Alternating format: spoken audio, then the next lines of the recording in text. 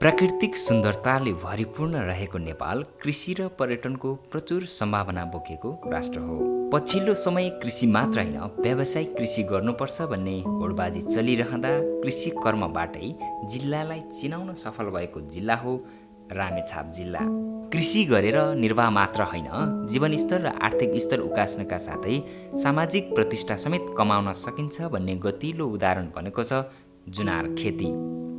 यकिन तथ्याङ्क नभए पनि आजभन्दा करिब 250 वर्ष अघि सरकारलाई जुनार गरिएकोले यसको नामाकरण जुनार भएको हो भन्ने कथन रहेको छ, जुन कथनले जुनार रामेछाप जिल्लाकै रैथाने फल हो भन्ने कुरालाई पुष्टि गर्दछ।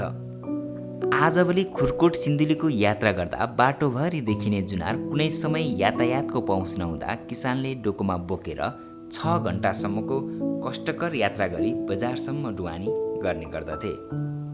विक्रमसम्म 2076 सालमा प्रधानमन्त्री कृषि आधुनिकीकरण परियोजना कार्यान्वयन इकाइ रामेछाप लागू भएर जुनार जुन स्थापना भएपछि भने यस क्षेत्रमा जुनारको क्षेत्र उत्पादन र बजारमा समेत विस्तार हुँदै गएको पाइन्छ।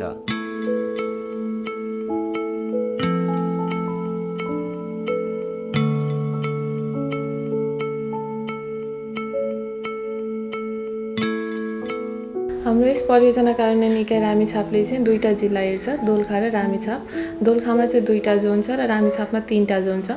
दोलखामा चाहिँ किवी जोन जुन चाहिँ 2075-76 सालदेखि सुरुवात भएको हो र त्यहाँ अर्को चाहिँ आलु जोन छ। आलु जोन चाहिँ 77-78 सालदेखि सुरु भएको हो र यस रामेछापमा चाहिँ 3टा जोन छ, जुनमा चाहिँ जुनार अनि आलु र चाहिँ बाख्रा जोन छ, जुन चाहिँ 76-77 सालदेखि चाहिँ सुरुवात भएको हो। अब यसमा चाहिँ अब परियोजना कार्यान्वयन इकाइ चाहिँ सुरु हुनुभन्दा अगाडि चाहिँ विशेष गरी जुनारमा चाहिँ धेरै परिवर्तन भएको छ। जोन कार्यान्वयन हुनु पूर्व 227 हेक्टर क्षेत्रफलमा खेती हुँदै आएकोमा हाल 530 हेक्टर क्षेत्रफलमा जुनारको खेती विस्तार भएको छ। जोनले रामेछाप नगरपालिकाको 7वटा वडा र मन्थली नगरपालिकाको 6वटा वडा गरी 13 वडामा कार्यक्रम सञ्चालन हुँदै आएको छ, जसमा 22वटा सहकारी, 45 समूह, 111 कृषि उद्यमी तथा फर्म र 4वटा कम्पनी आबद्ध रहेका छन्। जोन सञ्चालन हुनु अगाडि रोग किराकै कारण झन्डै 21,000 बिरुवा मासिने अवस्थामा पुगिसकेको थियो। परियोजना सञ्चालन भए पश्चात भने रोग किराको सङ्क्रमण 95%ले नियन्त्रण भइसकेको छ। परियोजनाले जुनार खेतीका लागि बगैँचा व्यवस्थापनदेखि बजार व्यवस्थापनसम्म किसानकै घर दैलोमा पुगी विभिन्न चरणमा कार्यक्रम गरी सहकारले गर्दै आइरहेको छ।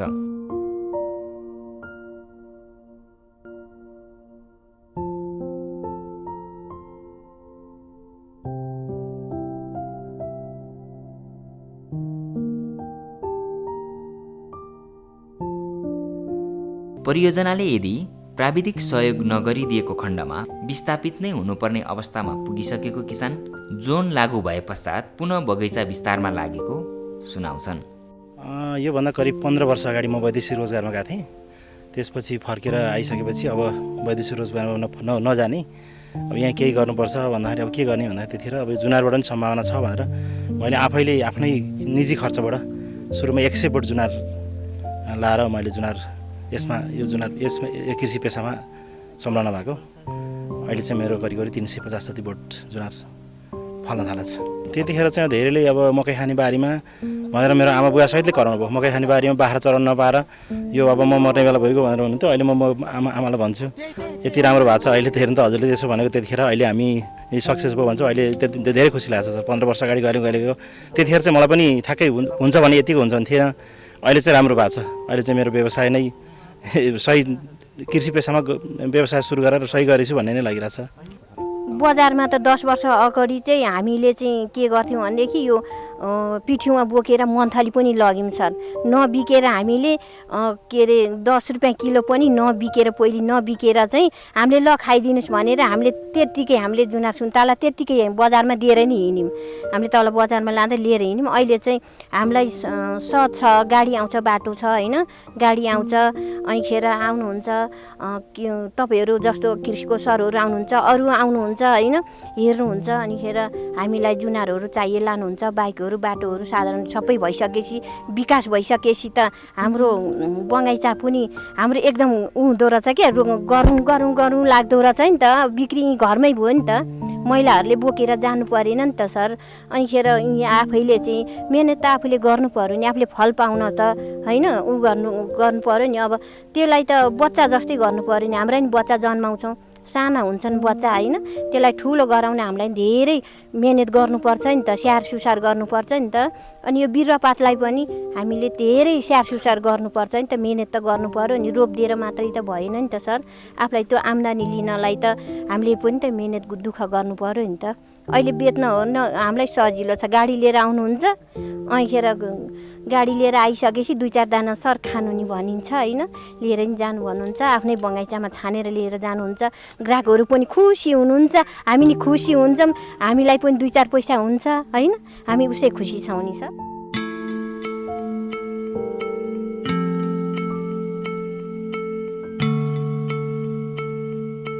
प्राविधिक सेवा र परामर्शका अलावा परियोजनाले बिरुवा सिँचाइ प्लास्टिक घर नर्सरी क्रेट स्केचर र विभिन्न यन्त्र लगायतमा समेत सहयोग गर्दै आइरहेको छ एक द्वार प्रणालीबाट जानुका साथै सबै किसानलाई समेट्न सकेकोले कार्यक्रम प्रभावकारी बनेको रामेछाप नगरपालिकाका मेयर बताउनुहुन्छ साथसाथै हाम्रो रामेछाप नगरपालिकाभित्र 2042 सालदेखि जुनारको युद्धस्तरमा कार्यक्रम अगाडि बढेको थियो बिचमा जुनारमा केही किराहरू लागेका थिए यसलाई अहिले यो प्रधानमन्त्री कृषि आधुनिकीकरणका प्राविधिक र स्थानीय तह मिलेर यसलाई हटाउने काम भएको छ यो जुनारलाई र क्वालिटीको जुनार हामीले उत्पादन गरिरहेका छौँ र यो कार्यक्रमलाई अझ प्रभावकारिताको लागि हेर्नुहोस् मान्छेहरूको स्वभाव र मान्छेहरूको चरित्र कस्तो हुन्छ भने विकास दुईवटा कुरामा कहिले पनि हामीले परिपूर्ति गर्न सक्दैनौँ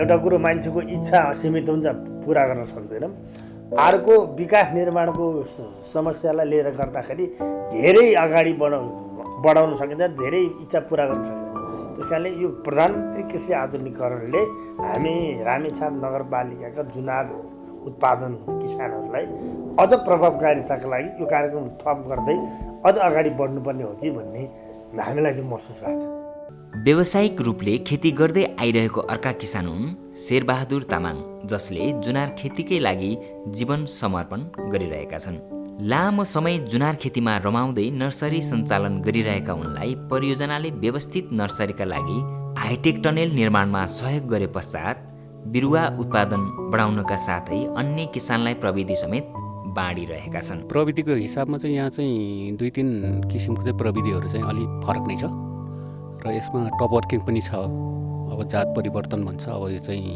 यो पनि प्रविधि छ र अर्को प्रविधि चाहिँ हामी साइक जरा फेर्ने काम पनि गर्छौँ माथि टुप्पो पनि फेर्ने जरा पनि फेर्ने यो प्रविधिहरू छन् हजुर टप वर्किङ मैले जुन जात परिवर्तन भनेको थिएँ यो चाहिँ यो चाहिँ जुनार हो यो चाहिँ जामिरको ठुटा हो यो जुनार यो पनि जुनार यो हाम्रो चाहिँ निबुवा र यो चाहिँ कागती यहाँ चाहिँ 3 भेराइटी चाहिँ क्राफ्टिङ गरेको छु परियोजनाले जुनारको उत्पादन वृद्धिसँगै बजार व्यवस्थापनका लागि 3वटा शीत भण्डारको 50% अनुदानमा निर्माण गरिसकेको छ समयमा बजार नपाउनुको समस्या हट्नुका साथै बेमौसममा समेत उपभोक्तामा जुनार पुर्याउन सहज बन्नेछ भने जसले गर्दा बजार फराकिलो बन्नुका साथै आम्दानीमा समेत वृद्धि हुनेमा परियोजना विश्वस्त रहेको छ रामेछापमा चाहिँ जुनार खेतीहरू धेरै अगाडिदेखि हुँदै आइरहेकोमा हाल प्रधानमन्त्री कृषि आधुनिकीकरण परियोजना लागू भएपछि बिचमा चाहिँ रामेछापमा यो जुनारमा धेरै औँसा किराहरूको प्रकोप आएर समस्या भइरहेको थियो र कति किसानहरूले जुनार बगैँचा फाल्ने पनि गरिरहनु भएको थियो त्यसलाई चाहिँ प्रधानमन्त्री कृषि आधुनिकीकरण परियोजना आइसकेपछि त्यसको औषधि उपचार गरेर अहिले त्यो रोगको निराकरण भएको छ र किसानहरूले उत्पादन राम्रो गरिरहेका छन् र धेरै उत्पादन भइरहेको छ राम्रो गुणस्तरीय उत्पादन भयो त्यसको लागि चाहिँ परियोजनाले राम्रो कार्य गरिरहेको छ र यो क्षेत्र चाहिँ रामेछापमा यो रामेछाप र मन्थली नगरपालिका 2टा पालिकाहरूमा चाहिँ जुनारको सम्भावना अझै क्षेत्र विस्तार गर्ने सम्भावनाहरू धेरै भएको हुनाले चाहिँ यो कार्यक्रम अझ केही समय लागू भइरह्यो भने क्षेत्रफल विस्तार गर्दै यो जुनार जोन मात्र नभएर सुपर जोनसम्म जान सक्ने सम्भावना चाहिँ यो क्षेत्रमा रहेको छ। वार्षिक रूपमा 100 टन जुनार खपत गरी जुनारको जुस उत्पादन गरिरहेका लोकेन्द्र श्रेष्ठ कोरोना कहर जस्ता विभिन्न उतार चढावमा बजारको समस्यालाई भोगेका उनले जोन लागू भए पश्चात रोग किराको नियन्त्रण मात्र नभई बजारको समेत सुनिश्चित भएको सुनाउँछन्। यो हामीले लगभग 16-17 वर्ष भयो यसमा लगानी कार्यरत काम गरिरहेको। बजार चाहिँ कहाँ हाम्रो? बजार मुख्य बजार हाम्रो स्थानीय सदरमुकाम सिन्धुली, अब यो आसपास जिल्ला दोलखा, ओखलढुङ्गा अनि मेन काठमाडौँ। हामी चाहिँ सुरुमा 4 टनदेखि सुरु गरेको। अहिले हामी 100 टनभन्दा बेसी हामी खपत गर्छौँ वर्षमा। हामी पहिला सुरुमा त एकल लगानी थियो, अब पछि आउँदाखेरि यस्तै हाम्रो अनि यो कृषि आधुनिकीकरण यो परियोजना घरेलु होइन, यो आसपासका सङ्घ संस्था प्रदेश सरकार होइन, कुनै संस्थाबाट सहयोग आइरहेछ। महामारीहरू अब यस्तो कोरोना आयो, भूकम्प आयो, लकडाउन आयो, यस्तो अब प्रकृतिले अलि साथ देखाएन। अब ठिक छ, बजार खोज्नु जानु परे होइन। अब बाढी पहिरो, यसपाल बाढी पहिरोले एकदमै हामीलाई असर गरेको छ। अब चाहिँ हामी अहिले जुस मात्रै थियो, तर अब चाहिँ टेटर प्याकमा फ्रुटी जस्तो सिधै जुस पिउनलाई चाहिँ यो देशव्यापी जिल्ला मात्रै होइन, रामेछापको जुनार र जुस भनेर संसारमा फिजिया छ अहिले देश विदेशसम्म। तर यसको खाने तरिकाले चाहिँ र अलिकति हाम्रो चाहिँ र पानी मिसाएर झन्झटिलो भएर सिधै चाहिँ फ्रुटी स्टाइलमा चाहिँ खान सबैले माग आइरहेछ। त्यो चाहिँ हामी अलि लगानी गर्न नसके हुनाले यो चाहिँ सरकार अथवा कुनै सङ्घ संस्था निकायले चाहिँ यो सहयोग गरिदिए चाहिँ हुन्थ्यो जस्तो लाग्छ। अब यो कार्यक्रम अन्तर्गत चाहिँ एउटा जुनार उद्योग, जुन जुस उद्योग भनौँ न, त्यो चाहिँ अहिले चाहिँ अब त्यो सिधै फ्रुटी रेडबुल जस्तो सिधै खाने चाहिँ अब उद्योग छैन अहिलेसम्म होइन। जुनारको अब 1 भाग जुसमा 3 भाग पानी मिसाएर 4 भाग बनाएर खाने त्यो अलिक झन्झटिलो हुनेछ। त्यो सिधै रियो फ्रुटी जस्तो रेडबुल जस्तो चाहिँ सिधै खाने खालको उद्योग चाहिँ अब सञ्चालन जुन जुनार क्षेत्रमा भइदियो भए अझ हाम्रो खपत र मूल्य पनि पाउँथ्यो होला जस्तो लाग्छ। विक्रम सम्वत 2033 सालदेखि नै जुनारको खेतीमा लागेका युवराज पाखरिनसँग लामो अनुभव रहेको छ। बजारमा जुनार पहिचान गराउन निकै मेहनत गर्नु परेको ती दिन सम्झिँदै जोन लागू भए पश्चात गाउँ नै जुनारमय हुनका साथै जुनारले नै यहाँको आर्थिक तथा जीवनस्तर उकासेको बताउँछन्। हजुर, म यो अलिकति अब यसमा के जोड्न चाहन्छु भने यो 39-40 सालतिर त्यतिखेर निर्दलीय पञ्चायती व्यवस्था भए पनि राष्ट्रिय खेतीको रूपमा रामेछापको यो ओखलिनी सुकाजोरलाई त्यो राष्ट्रिय खेतीको नामले जुनार लगाउनको लागि राज्यले त्यो खालको व्यवस्था गरिएको थियो। हो त्यहीँबाट नै सुरु भएको, खास गरेर चाहिँ 39 सालतिरबाट चाहिँ यो यहीँकै लोकल सेती ज्यामिरको रुटमा ज्यामिरको साइन यो जुनारको साइन राखेर ग्राफ बिरुवा वितरण गरियो 39-40 सालतिरबाट। त्यहाँबाट नै बगैँचा व्यवस्थापन गर्दै आएको हो। तर त्यतिखेर बाटोहरूको सुविधा नहुँदा खासै यसमा प्रभावकारी कृषकहरूले यसमा धेरै मनसाय गरेर खेती गर्न चाहेनन्। केही 1-2 जनाले मात्रै अलिकति मैले जसरी अब 50-60 बोट लगाएँ होइन, तर त्यसरी अरूले धेरै लगाउन सकेन। तर अब पछि केही क्रम चाहिँ अलिअलि केही बढ्दै पनि गयो र 63-64तिर यही उद्योग वाणिज्य सङ्घको नेतृत्वमा यो ओबिओपी कार्यक्रम भयो। त्यसबाट चाहिँ जुनार खेतीमा कृषकहरू धेरै उत्साहित भएर धेरै तालिमहरू पनि प्राप्त गरे र उनीहरूले चाहिँ नि रोग किराहरूमा पनि अब नियन्त्रण गर्ने विधिहरू, विषादी औषधिहरू प्रयोग गर्न पाए र प्याकेजिङ, लेबलिङ यस्ता कुराहरू पनि त्यहाँ धेरै सिक्न पाए र बाटो पनि अब गाउँमा आइपुगिसकेपछि चाहिँ अब यसको विस्तार हुँदै गयो। त्यतिखेरको समस्या चाहिँ जुनारमा के भइरहेको थियो भने औँस किराले सखा फल जति सबै भुइँमा झरिन्थ्यो र अब 5-7 वर्ष जति भइसकेको थियो र अब चाहिँ अन्तिम समयमा चाहिँ अब रुखै ढालेर फाल्ने बाहेक अरू विकल्प छैन भनिरहेको अवस्थामा अब यो जुनार जोन पनि स्थापना भयो र स्थानीय सरकारहरूले पनि सहयोग गरेको हो। यो प्रधानमन्त्री कृषि आधुनिकीकरण परियोजनामा पनि यो अंश नियन्त्रण गर्ने त्यस्तो बजेट थिएन।